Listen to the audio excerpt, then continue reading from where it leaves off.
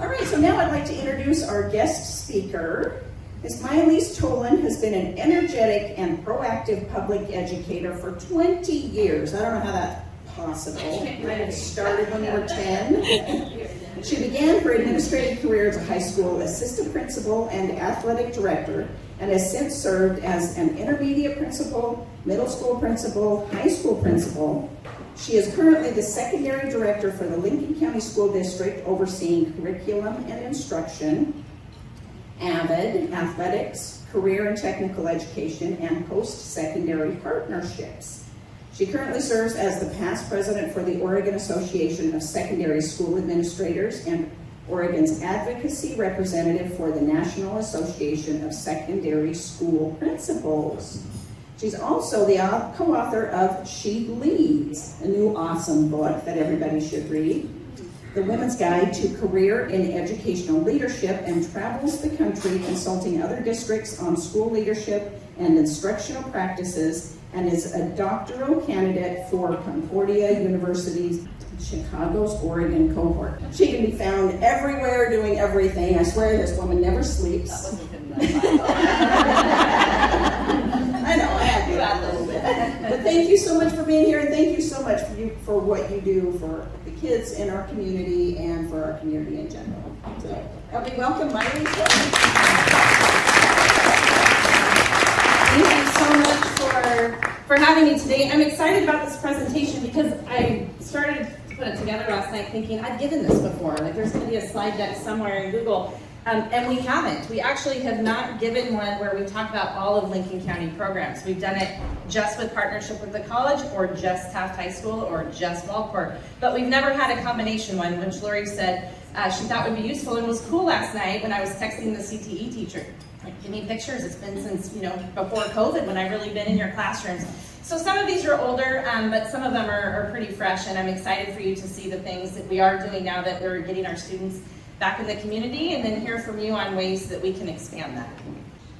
Okay, so the first little part of this presentation I will show you is one that we give in conjunction with Oregon Coast Community College, and we actually were just selected as one of the national best practices partnerships for post-secondary and secondary education in the country, which was really exciting. We went to Boston, and then we drove to Cape Cod, and we stayed one night, and we both had to get back for work. So Dan, Lara, and I got to go present about the things that are happening in Lincoln County and how a small rural district is able to kind of pool our funding so that we can have high opportunities for our students. So when we look at it, we're really looking at, as we're adding programs and we're finding ways to expand in Lincoln County, how can we make sure it's relevant? How can we make sure there's sustainable jobs that they can have within our own county, in our own county? And then how can we make sure that we can afford a continuation of hands-on experiences? Because these programs are not cheap when we start to add them. We're really looking at CTE as an equity strategy. Our students need to be able to live and survive in Lincoln County, and they have the right to go somewhere else and live and survive as well. And so when we're adding any of our programs, we really have to look at how are we doing that in a way that they are set up for success regardless of where they live. If their family has to move, if they want to move, how can we set them up so they can do that? But then how can we set them up so they can come back here or stay here and also have a livable and viable wage for them? So when we first started really expanding, it was, I think it was my first year at the district office. I could look at the date. So in 2019, and it was really a partnership with the Port of Toledo. And so the Port of Toledo, as you've probably heard, they struggle with employee retention and with getting high-skilled trade employees just right here in Lincoln County. And so they said, is there a way we could get your students who are already in a welding program or already in a manufacturing program at the port working so that then we can hire them? Or if we don't hire them, we can already start to prepare them with their skills. And so it really was important that our partnership, although, yeah, we want to retain our employees here, we really wanted to keep that idea of we want to send off skilled students as well. I had a superintendent once who said, put all your money into your teachers, even if they leave, because we want to know we have the best. And if they go somewhere else, we want them talking about how here we have the best. So we think the same thing about our students and their opportunities. So we started out, by now we've had 33 students between Walport and Toledo, and then we've had one Lincoln City student, I'll explain that in a minute, who have qualified to work in an apprenticeship at the Port of Toledo, and then we're looking at adding 12 more of those. We funded that through the school district. The port has helped fund that, and then Northwest Oregon Works has also been a partner to make those things happen for our students. It wasn't cheap though to get that started, so Bud and the port worked really, really hard at a U.S. Department of Transportation grant that required Oregon Coast Community College and Lincoln County School District to be a partner. It had to have the educational component. We laugh about how I answered the phone when I was driving, but I promise it was one button push, and I just screamed when he got it. It was huge. There's no way, if we hadn't been able to get the $260,000 grant, we could have been able to build the lab at the Port of Toledo that is now moving on to expansion. So Port of Toledo staff is able to use that for their own training and skill development, but we also have Oregon Coast Community College students who are there and high school students who are there getting their credit. And without that grant and without the partnership funding, we wouldn't have been able to make that happen. At TAF 712, when I was principal, I would look at the welding lab space because we could not maintain a manufacturing teacher there even prior to me getting back, and thought, I really need this. Like, if that building is at capacity, I could really use that, but I'm not going to be the one that pulls the trigger taking out welding bays, because eventually we are going to have to build this program back up, and we'll see it happen. And so I'm so thankful that I listened to myself when I didn't regularly want to take those bays out, because we were able to work with Sletch Tribal Charitable Trust, Oregon Community College Foundation, Northwest Oregon Works, and then the money you can see the district threw in was through voters. It was our High School Success Measure 98 money, and we were able to get that lab back up to industry standards so that we have adults and students who are learning there and welding on a regular basis. So right now we have 8 students. I think we have 2 adults up there, and we're looking to expand that to a second cohort. So we're really excited about the expansion of that possibility. Another one that we have been working on really, really heavily, and we all talk about workforce shortage. We're 33 employees down every day when school opens. So that's just before people are sick. So on, I think it was Monday of this week, we ended up being 44 employees down because we had 11 that we weren't able to fill. Plus we had substitutes in, and then we're always, down 30 when we go. So we've really been working on how can we train our own so that we can hire our own. So we have a Grow Your Own program, and you can see the number of partners in here. It's not just Lincoln County, although Dr. Tiana Tucker DeVries has been amazing and instrumental across the state in how to build this program. But we really start training them when they're students. So when they're students, they can get into an early childhood education program with us. They can then go straight to Oregon Community College for dual credit. And then they have a transfer program to Western Oregon University where they can come back and student teach for us, or they are able to gain other employment. There's no requirement that they stick with us. But over a third of our employees that we just hired out of our 75 teachers were already living in Lincoln County, either as a classified employee, or it's super cool now that I am been doing it for 20 years and here for 15. They are my students. They're my elementary. That makes me feel super old. Like they're my elementary school. I'm hiring 4th graders that I was dealing with on the playground. So it is really exciting to see this happen. But we do have a bilingual change in staff and a change in student population and family population, and so the more we're able to grow our own here, they live here, they've been here, and they know here, and so that's been a big area of focus and support for us. Another partnership that we have, working with the hospital, so we work with Samaritan on this. We also work with Oregon Coast Community Colleges. We have a medical shortage as well, so it's not just in education and in all of our other occupations. This one has been around for over 15 years. So this one started before I was in Lincoln County. We have been able to expand it through high school success funds, but we put students into a CNA program. 90% that then go through and are in the nursing program stay in Lincoln, or they end up going to Benton County. So they stay pretty close to home, and we're able to hire people who again have lived here. Sometimes we consider it to be the non-traditional students. They've left education for a while and then they come back. But we also are able to put our CNA students in right away. And I will tell you, when we talk about career and technical programs and how important it is, one of the students in there, I was their elementary school principal, and I sat on their bedroom floor and would draw pictures of them coming to school and said, you can come to school. And then we got them to the front door, and then we drew pictures of what it's gonna look like when you walk down the hall, and then when you hang your backpack up. And so being in this setting is amazing, but it also shows that when we can do these kinds of things locally, with kids who've grown up together, that they are that support system all the way through, and that we know them as staff and we know them as people, and that they can get there. We all get there at a different time, so being able to do it locally is huge. This one is really exciting. So this is our newest program. This is in terrible order, just so you know. So terrible order, but we have started a computer science program. We actually started this conversation right before the pandemic started. TAF 712 was the first school to start an AP computer science program. So we'll run them if we have 5 kids. We'll run it with 4 kids, but you have to start with kids so that you can build your program up.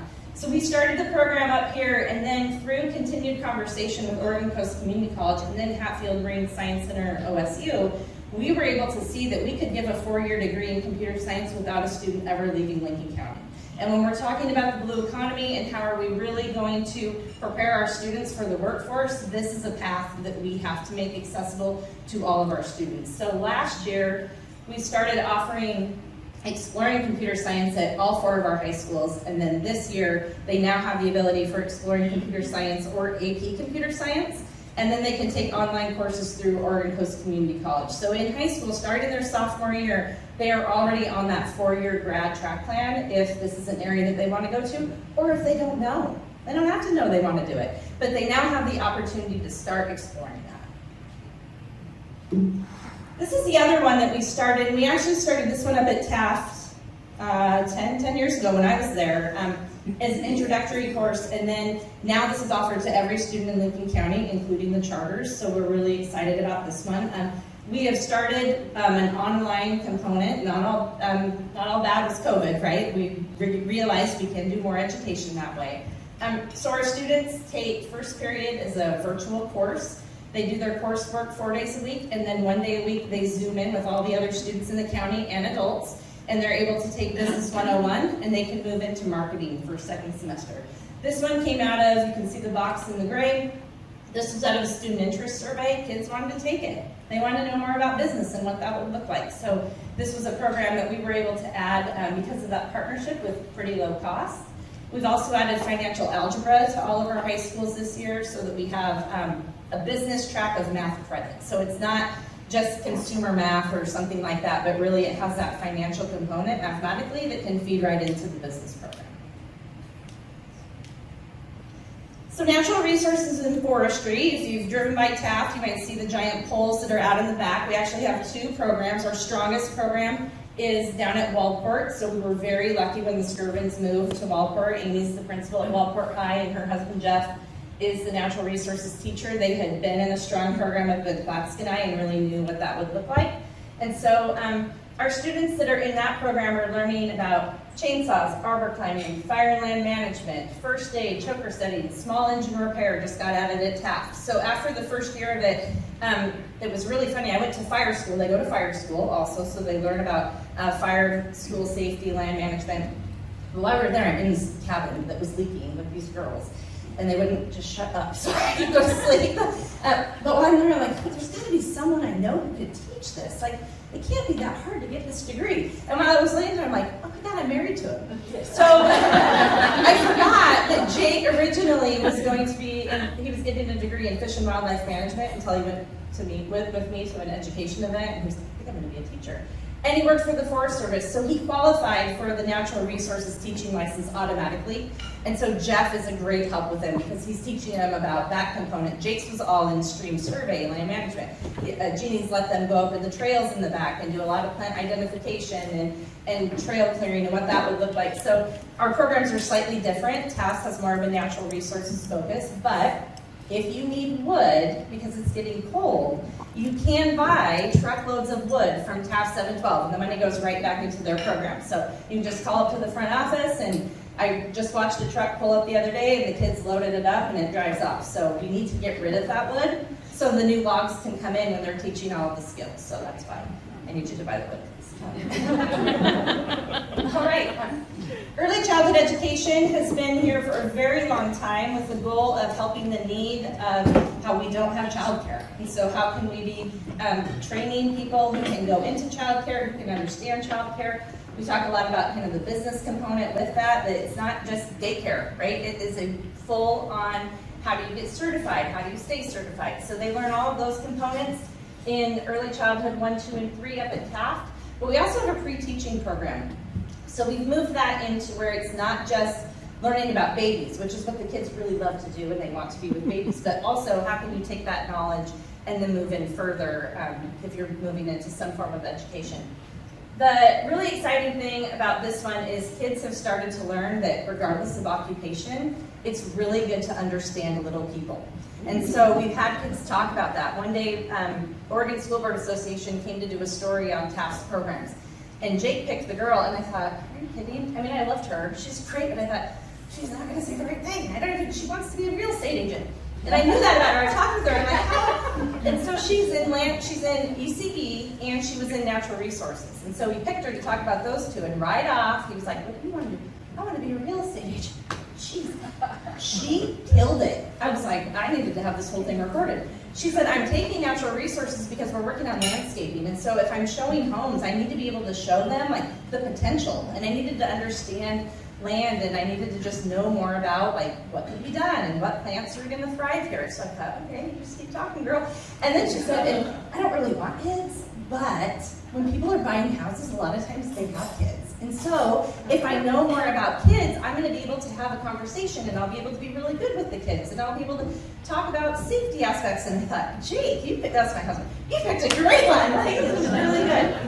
But it is cool how our CTE teachers do work a lot together, and our kids see those connections. That she's a very, very smart girl. She probably could have come up with those connections on their own. Oftentimes there's an adult who's at least setting up the question so that those connections start to get built. So I think that's a great story about that one. This program has a bunch of different names. They don't all do the same thing. They all get the same degree. So we have commercial art, digital design, and visual communication. In some form of title of that, this is available at all of our high schools. So you could call any of our schools if you wanted help in one of these areas, and they would have students who could come and help work for you, or they would also have products that they could sell you. So we have video production programs, we have engravers, etching, when we had, I don't know if that's coming back, Chamber. Are we bringing back the community banquet ever? We can talk. We could put her on the spot. We need a committee. But the cool thing about that was a lot of those awards were made by kids at Taft. So that's why I brought that part up, that a lot of the awards you would see there were made and designed by students up at Taft. So you can get stickers, magnets, things I really want to show you too. We have a local celebrity in here. Does anyone pick out the local celebrity in those pictures?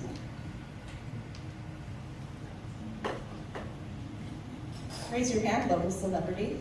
There she is.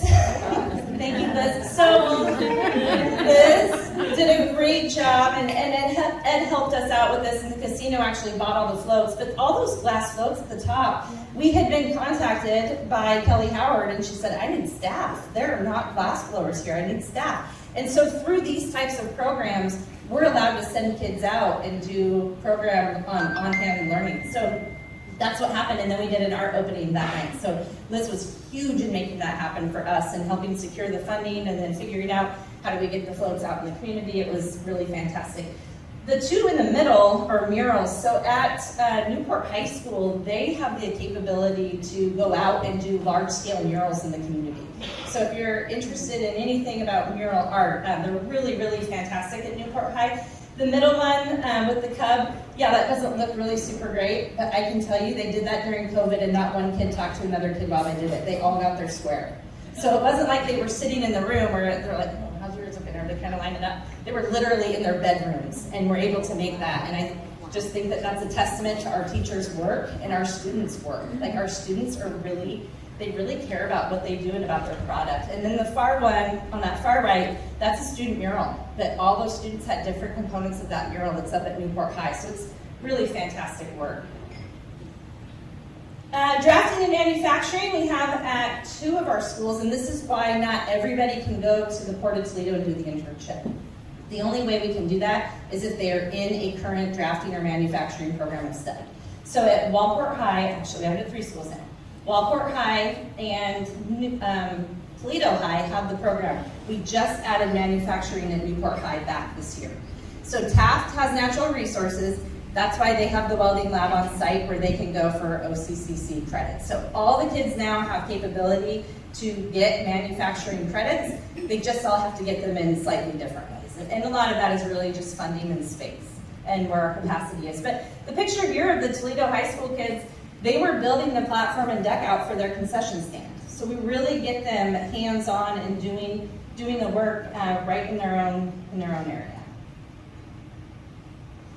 And then for those of us up in Lincoln City, culinary arts is the one that I love being the principal of. When I walk down there, I'm like, hey, I knew they have the broken cookie bin. I'm like, hey, what's the broken cookie? Mrs. Tolan, you're not supposed to be in here. Okay, well, you go to the broken cookie bin. I'll stay over here because I'm not at Safe Foods like you guys are. But they would usually slip me some broken cookies. But we have Top Tiger Deli up there. They do catering. They make pretty much anything you can think of. They work on front of house and back of house.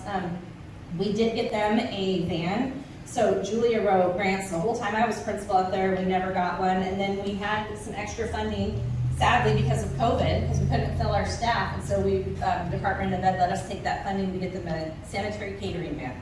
So no longer was she having to haul everything and be the only one, but now she could have students and all of her food get to their next space. So this is great, but the boy on the bottom just got hired by Sodexo. So we have a shortage in all of our areas in our district, and so one of them is in food service. And so I was super excited when I was in there the other day. But he can cook and he can do all the components of it. So they can move a student like Adam to any part of food service, and he knows how to do every single part of it. It doesn't take additional training when they hire any of our students. And we also will hire students during the school day. So they can come in and they can work during the lunch hours of our school day. They can get money if they need to have the money too, which is great for them. They can get their food, and then they also have a job and a skill and a resume when they walk out. So we try to make sure that can happen as well. And I don't know if anybody saw that they were these little salmon bites. Oh, dang.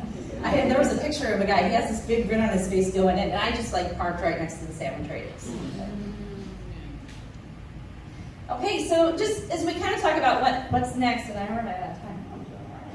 Sorry, I'm talking way too fast. But so we have over 8 approved programs of study in the district, and part of that is their titles might be different depending on where they're located.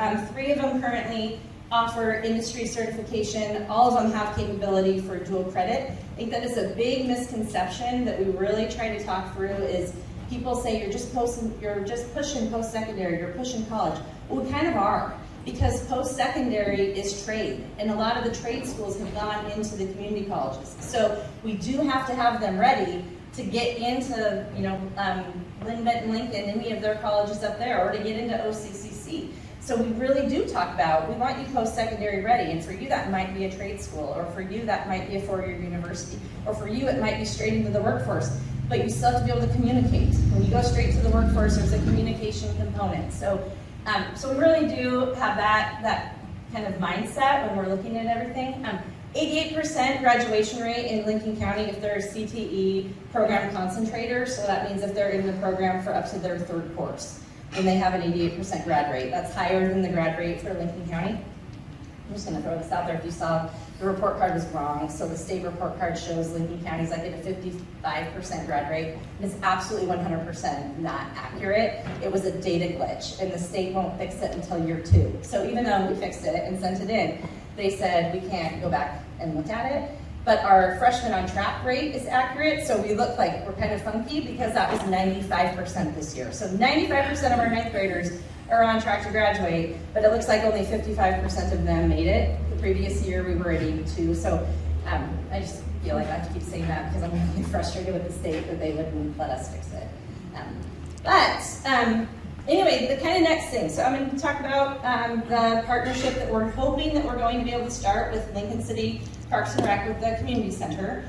They don't have lifeguards. They need to be able to get lifeguards. And so how can the school partner with that? Well, I don't have a pool, I'm not building one, and I don't have a lifeguard trainer, but they have all of that. And I can give credit, either physical education credit or I can give work credit. So that's one of the areas that we're really interested in learning from other people about is what are some of your needs and how we can partner for what that credit looks like. I'll be honest, it gets messy when it comes to insurance, and it gets messy when it comes to paperwork, but it can be done, and we have been able to do it. Glass blowing is considered a hazardous occupation. We were able to have our students there. Kelly was insured, we were insured. Welding at the port, they're climbing around on boats, hazardous occupation. We're able to do it where everyone is insured. We just have to be willing to sit down and have those conversations and then talk almost every day while it's starting.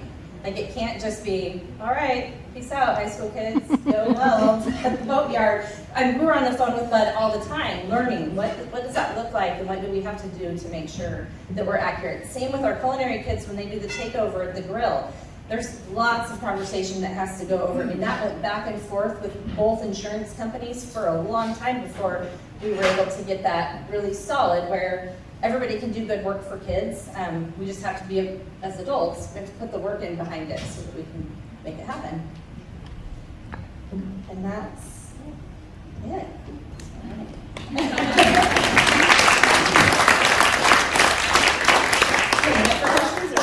Okay.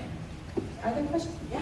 What programs do you have in career tech? They seem to be doing a lot of different maritime and different programs. They are. I don't actually oversee career tech, but they currently don't have any programs of study at career tech. So they did up until this school year. And the Getters who ran there, they had really strong programs too. And unfortunately they moved. And so career tech was not able to fill those positions. That's the really tricky thing about these CTE programs when we add them is you have to be really careful. You add one, you're going to be able to rehire if they were to ever go. So I don't know where they're at with that in that process. I know that Sean wants to get career technical programs back, but a lot of career tech kids when I was at Taft would come and take them from us if we had room. So it wasn't every kid, but if there was space, culinary generally didn't have space, and that's the one they wanted, but the kitchen's too small, so yeah. Do they still use a ground program? At career tech? Yeah. I don't know. Yeah, sorry. Liz. Majalise, I don't mean to put you on the spot, but can you also maybe talk briefly about the SWEET program? Yes. Thank you. Thank you for bringing that up. So the SWEET program is one that we work through with our special education department. It's actually a little bit different than in the CTE program, except they put them in CTE workplace occupations with support. So they're able to find, this is an area of interest for you. It's not, you're in special education, so you're going here at all. It's very catered to what that student wants to be able to do when they leave our school system, and even while they're in it. So some of them can start their junior year as soon as they're able to get out into the workplace, and they do it over the summer. And then we have some that stay on, and they're able to do some of those components during the school year. So how'd I do, Liz? You did great. Thank you. My son Alan did Yeah. the program, and he worked in the library, and it was wonderful. Yeah. So it's a wonderful way to get SED kids out in the community. It is. It was a great, and I think it's a relatively new program. I think it started like my last year at Taft, so probably 5 or 6 years old. And had to work really hard to maintain any of that during the pandemic as well. And sometimes we had to limit the number of students that we could have go and do things and not as many experiences as we would like. But yeah, getting them. I think the big thing with the SWEET program and with any of these ones is you can't just pigeonhole a kid and say, I think that you would want to go do this, so you should go work here. Like, that is not what any of these career technical education programs are about. They need to be the right fit for the student and their interests. And we laugh about it because when I tried to add forestry even before I figured out Jake could teach it for me, and I couldn't get anybody to sign up for the field trip. I'm like, all right, it's in the announcements. We've never done this before. Like, get on the bus. We're going to go up to the logging competition. A man in Lincoln City, Joe Steer, I don't know if you know Joe Steer, he had gotten us a spot, and he was like, get your kids on the bus. I always laugh about CTE programs are all because I bought a cow. Like, I bought a cow from Joe, and he's like, you should get forestry. Yeah, let's take the kids. So and nobody would sign up. And so I literally just stereotyped every kid in the cafeteria. If they had Carhartts, I gave them a permission slip. You look like you might be interested. Those are some muddy shoes. Want to go on a trip? You know? So that is not how you build a CTE program. That is not what you're supposed to do. So now we do a lot more with our counselors and career clustered interest surveys and bringing in career days that kids look at all the occupations that could fit in one type of degree and learn all about that degree. They do surveys and research them online 3 to 4 times a year so that we're not as adults saying, you look like this is a good job for you. Yeah, we want to build relationships and partnerships and encourage them for what they want, but the goal is what they want. I never remind myself that when my daughter just changed her major. That's what she does. Lori. Yeah, Majalise, I love your passion, I love your hard work toward these programs. So as a business owner, what's the best way for them to find out more information about, potential employees? Yeah, so the best thing to do is, a lot of people do reach out to me. It's really best to reach out to the local high school and get a hold of the local high school and ask them for their CTE teacher and just work directly with that teacher. You can copy me on a lot of them, but I'm not in their schools enough to really see all that they're capable of. Like, it's really, really impressive what they do. We are going to, it'll be in February, and we'll start advertising it pretty soon. We are going to put on a CTE day. It'll be down in Newport. We're working out the transportation so that we can help provide transportation for Lincoln City and Wellport and Toledo people to get there. But it's going to showcase all of our programs. So the teachers really want to put that on in February. It'll be hands-on so that we can have younger students look and see what it is that we offer. But really for families and for business owners to see all of the capabilities that our kids are getting ready for, and to tell us, what are they not ready for? Like, that looks really cool. If you could add this type of thing, that's really what we need, because we need to make sure that we're staying current and aligned with industry standard and what industry wants, and not just what we think because we went to a conference, which is kind of what we do. Yeah. So Majalise, an impressive array of options for kids, and I love that you're working to really find out where their passion is. When are you going to add construction? Well, construction is through manufacturing. So as far as the house building, they started it down in Wellport with the tiny home project, and then they really struggled getting it off of its feet. But what a lot of places are doing now is they're picking one larger home project. So Willamina has it going on right now, and we just were listening to them at one of our conferences. So I'm not going to say it'll never happen, but it might be a little bit. And I have a timeline on that, but. Let's talk. Yes, yeah. We could definitely send kids though. When Habitat is building, we can partner with that. It's us building our own. We have to work through some kinks on that one. But yes, we can send. It'd be just like the Port of Toledo internship.